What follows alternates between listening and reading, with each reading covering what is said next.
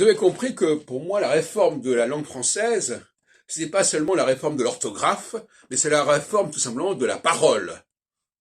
Ça va peut-être beaucoup demander, mais c'est ça qui se passe. Une langue, c'est d'abord la parole, c'est d'abord l'oralité. Par conséquent, prenons un prénom comme Jean.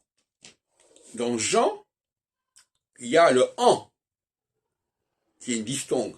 Mais au féminin, ça donne quoi? Ça donne Jeanne. Et dans Jeanne, il n'y a plus le en de Jean. Inversement, en revanche, dans grand, il y a le grand. Mais qu'est-ce que ça donne au féminin? Ça donne grande. C'est absurde. Parce que dans grande, il y a le en du masculin. Donc c'est pas possible. Il faut dire une grande. Et non pas une grande. Ce que d'ailleurs ont bien compris les Méditerranéens. Une grande. C'est comme ça qu'il faut parler. C'est comme ça qu'à Paris, on va devoir commencer à parler.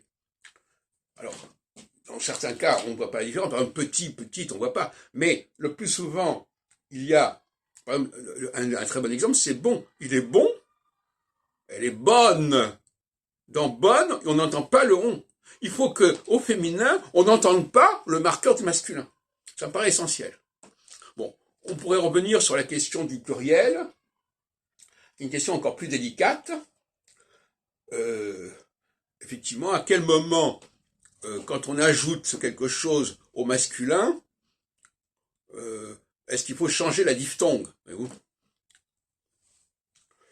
Bon, alors, ça c'est un point qui reste à préciser. Mais la moindre des choses, désormais, c'est ne jamais prononcer un adjectif au féminin en gardant la diphtongue du masculin. Ça me paraît la règle d'or.